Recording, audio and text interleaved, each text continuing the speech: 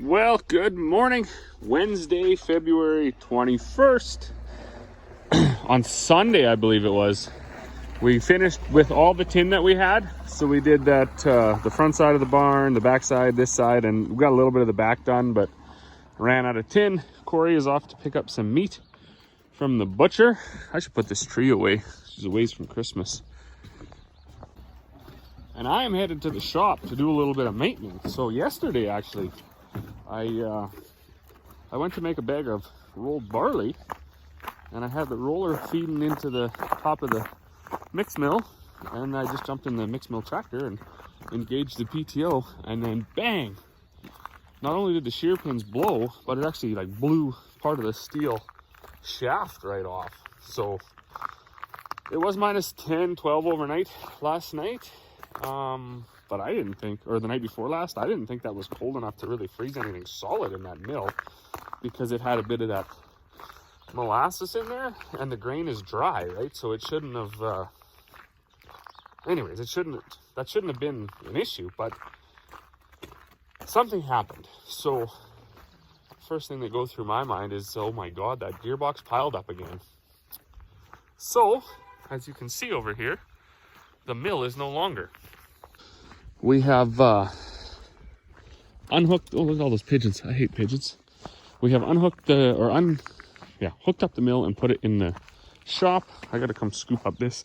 There's a little bit of a hole in the, so that's like the fine dust that comes out through the hammers. Just gotta grab here the, my toolbox for fixing shear pins. And then, gotta put a couple together. So we got the mix mill in the shop, and we've got it up on the old stand here and blocked up a little bit. And before I ran off to hockey practice yesterday, we even got the gearbox out, and it's full of clean oil. And check it out, absolutely smooth. Nothing wrong with this gearbox at all. So that led to further confusion, because all the shafts spin freely. All the shafts at the front spin freely. The only thing that doesn't seem to spin freely is this vertical auger. And there's nothing that it's attached to. It just kind of hangs in there.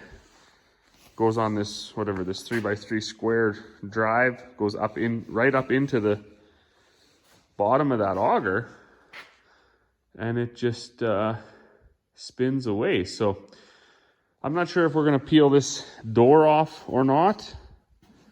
The mill's been in here overnight. So if it was a case of being froze up, it shouldn't be frozen anymore. Just like, whatever, 12, 13 degrees in the shop. And there was really nothing in it. We grained back out most of the barley. I didn't climb in there because I don't know, I was just frustrated. But I guess this piece right here, so it had been welded before. Anyways, it's supposed to go right there. And it had just like, boom, went flying. So I'm gonna weld this back on. I think I'm gonna see if I got a bearing for here, because why not? It's actually quite smooth. It's not the end of the world to change it, I guess. I might leave it, I don't know. I'll see if I got one. If I got one, I'll change it. If not, I'll just leave it for another season. Change it this summer or something sometime when I wash the mill up. But I am very curious to know exactly what has happened, because everything except for that vertical mix auger is turning free. And I would be like super surprised if anything could have got in the way of that auger, because it was solid. Like, you couldn't budge it at all. So it has to be, basically has to be frozen as far as I'm concerned at this point. Oh, but that's that. I spent the morning, so I had to wait till 8:15 this morning to get a hold of Lakeland College to do my custom pesticide applicator recertification. And I don't know, have we just like reached a line or a point in our human history here where we've just gotten so inefficient and stupid? So I got an email a while back, and I had actually forgot about it. So when I was checking back through emails this morning, I was like, oh man, I should address this. My thing's going to expire in June. That's like right in the middle of spraying season. So let's get it addressed. So I go on there, click the links in the email, and it takes me right to where you gotta buy your online package or whatever, $205. So I'm filling in all the information.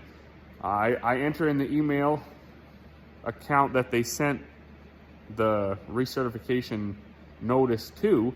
It says that account doesn't exist. Okay, well that doesn't make sense because that's the email that they used to email me. So it doesn't exist. So I try a few other ones, doesn't exist. Then it starts counting down. You have 4 attempts left, 3 attempts left, 2 attempts left. And then now at this point, it's just a game to me.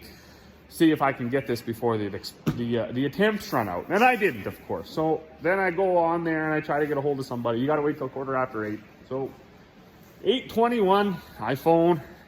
I did get right through to a lady, which was very impressive, I thought, because that's a rare thing that happens. And she said, yeah, you'll just have to make a new account. I thought, well, that's great, because that's going to simplify things. I'll have now 3 accounts there, and who knows where this new certificate's going to get sent. But anyways, I said, okay, well, now that I got you on the phone here, can we just go ahead and I'll just buy it through you and you can get the confirmation and everything? Well, no, that's not how it works. I said, okay, well, that's fair enough. So what do we got to do then? Okay, well, you got to hang up the phone and you got to go back through the website and fill in all of that information, company information, personal information. Then you got to buy it through the website, and then tomorrow morning we'll get a summary of everything that happened today, and then we'll reach out to you within 3 days, and then we'll book the course within 15 days. And I was just like, holy man. You know, I'm talking to you right now. Why can't we just give you the credit card information and you book me in for the course? But I guess that's not the way that it works. There's a tremendous amount of people around now, especially, you know, younger folks than me that, and I'm not very old, right? I'm 35. So that they really get it, and I don't know, I think they prefer to not deal with people. They're very antisocial as it is. So if they can do everything online and never have to talk to anybody, they're happy. I found that so unbelievably frustrating this morning. It took me 45 minutes to enter all that stuff in.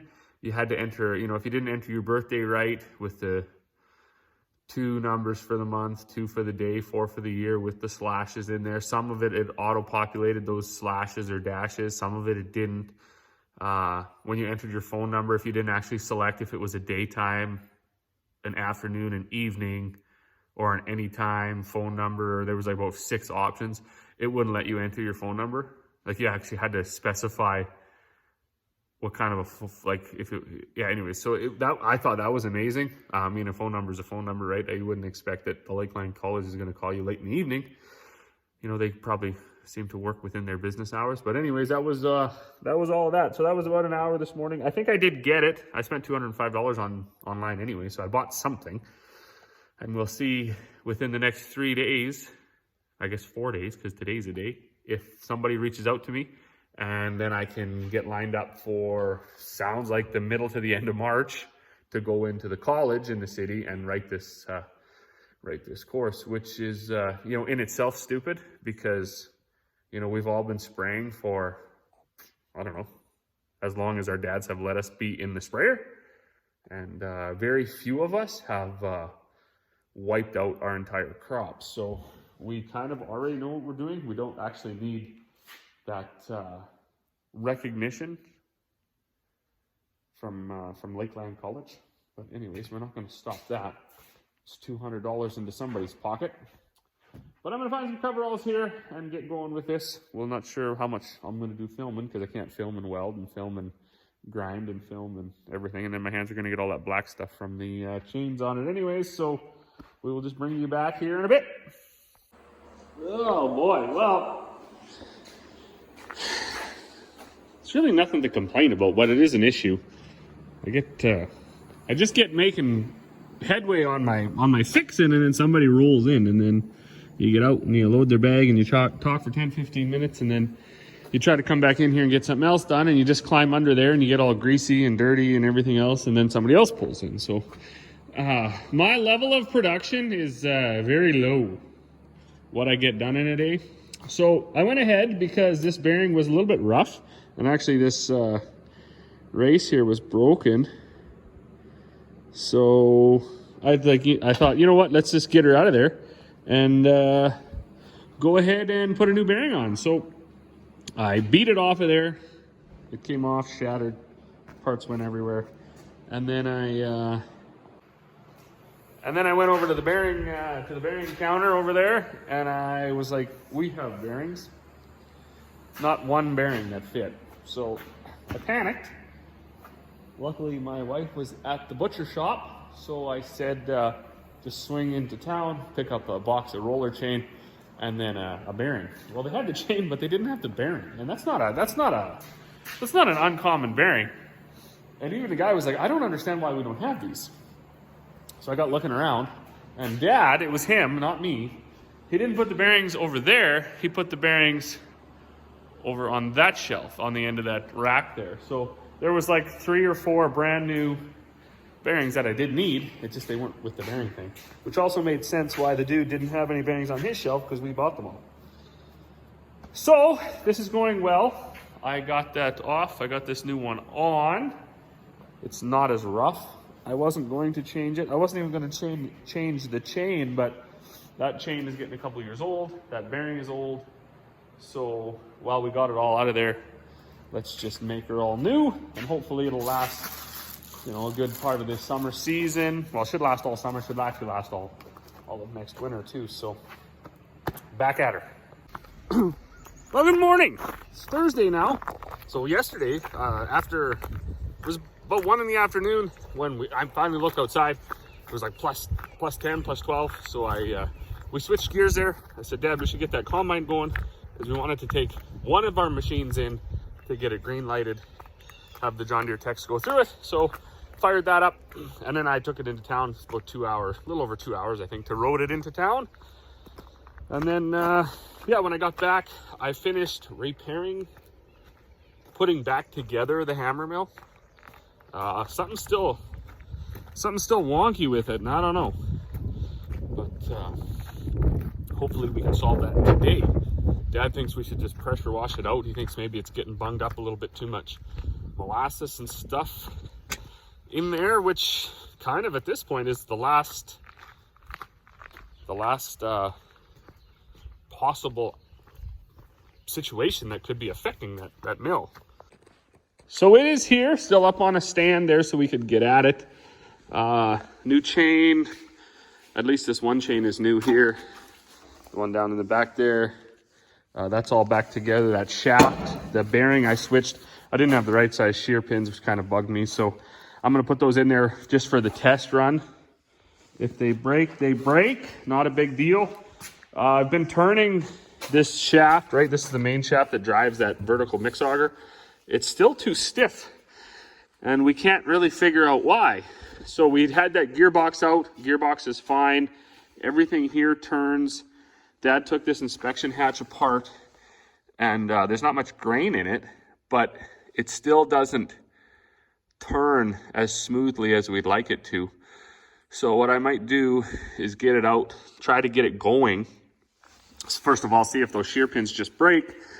And if they don't, maybe I'll try to get it unloaded, and then I'll get the steamer going, and I'll just steam it out quick, give it a good wash, and see if we can see anything different. Because at this point, there's nothing that can be wrong. That gearbox has that big 3x3 or whatever it is drive, that square shaft that goes, or that square block that goes up into the square shaft on this vertical auger, and it just floats there. So the only thing at the top of it is basically just a bushing, and it should just spin free. So unless there's something like a piece of wood or something that fell in there, which I mean would be highly unlikely, but that seems, you know, at this point, the only like logical thing that could have happened is that something got in there and got maybe in between this. So The saga, the issues with the mill, they never end. But I've learned to take it a lot better. So we do have that 352 that I can use as a backup mill if this is going to be down for a week. And then, you know, I mean, I got to hand it to this thing. This was never designed to put through the volume that we're putting through it. So for it to hold up as well as it does is just impressive. And I don't get too worked up about it. It is kind of ready to go. I'm going to get the tractor hooked up to it. I'm going to drag it out. I'm going to slowly engage that PTO. See if it turns. If it blows up, well, I don't know. They make new ones every day. They're about $100,000 to replace it, but that could be what's coming next too. I'm not too sure. Oh, all right. Well, you know what? It turned. I got it hooked up and I got it spinning. So anyways, what came out of it is in that bag. Still all good. What's left in the bottom was actually some crusty molasses, and I have a feeling what's happening is it built up on the very outside and then it created like a slope, so the grain ran down underneath of that big bell on that lighting there, and instead of being able to deflect it away, it just piled up underneath. So I got the steamer going like 200 and some degrees, so it's, you know, effectively boiling hot water in there. I'm gonna clean this all up. And then when my dad gets here, I'm going to pawn it off on him, because this is actually a pretty good job for him. Sit on the chair and wash this. I'm going to fire up the PTO here in a minute and see if I can suck the whole pressure washer and everything in there and create a big disaster. But I want to get it going while I'm washing it, so I'm not just washing the same side. And then I can use the action of the auger swirling on the inside to hopefully kick out some of this crusted up molasses-y, whatever. So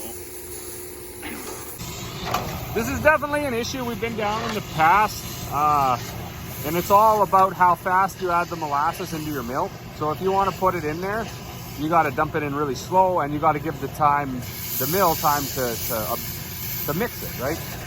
Sometimes when I'm behind on bags, I get a little impatient and I climb up to the top and I just dump 3/4 of a pail right in it. Well, that basically just slugs the machine, right? It goes right down, piles up at the bottom, doesn't mix very well. No matter how many times I do that and cause myself this problem, I still will continue to do it and keep this because I'm stupid. But the mill gets a good cleaning once, I don't know, maybe 2-3 times a year anyways. It's always good to do that. Clean it out, service it up, grease it up, change some bearings, change some chains. So today, being +10 or whatever, will be a good day to do it. I could have done it yesterday, but we ran that combine into town, and I can tell you right now, never before in my life have I ever been in a situation where I so badly wanted to take something that I own and drive it like straight to the dump and just burn it. So I phoned them when I was about 20 minutes out. I said, okay, yeah, I'm almost there. Where do you want me to park this thing? And do I leave the keys in it? Do I bring them into the dealership? What do I do here? She timed out there. They said, no, just park it on the west side. That's where all the customer combines are that are waiting to get, spraying water at me, waiting to get inspections. So I drive around and I was just like, well, this isn't the right spot because these are all new combines. And then I get looking a little closer and yeah, no, there's stickers on every window. So I parked my 2003 9750 in between X9, X9, X9, X9, S790, S680, X9, X9, S680, 9750, X9, X9, S790. Totally unbelievable.